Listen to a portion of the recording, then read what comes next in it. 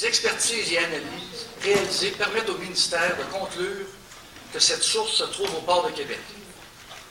Ce sont les activités liées au transport de minerais de nickel par l'entreprise Arrimage Saint-Laurent qui sont en cause.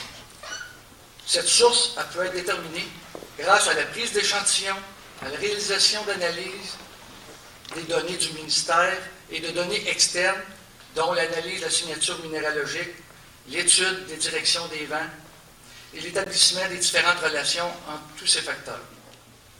Un avis de non-conformité a donc été transmis au cours de la journée à Arrimage Saint-Laurent. L'avis demande à l'entreprise de présenter au ministère, d'ici le 3 mai, un plan d'action corrective prévoyant des mesures à court et moyen terme, afin notamment de contrôler l'émission de contaminants dans l'air ambiant. Ces mesures visent entre autres le transbordement du minerai, son transport et son entreposage. Maintenant que vous savez que c'est Arrimage Québec, mais je le savais depuis longtemps maintenant que c'est tout le monde confirmé. le sait. Oui. Pouvez-vous nous parler un peu de leur attitude envers vous à travers ça?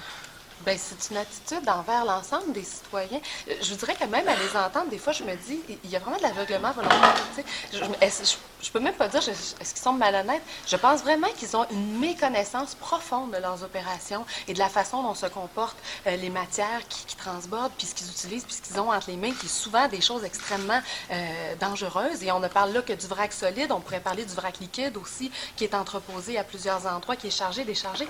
Toutes les opérations au port de Québec sont des opérations à haut risque au niveau de l'environnement et de la communauté. Et tout ça se fait avec très peu de surveillance. Ceux qui l'ont vu, j'ai eu beaucoup d'émotions. Ça fait 5 mois, on a travaillé très, très fort. On a travaillé la nuit, le jour, les fins de semaine.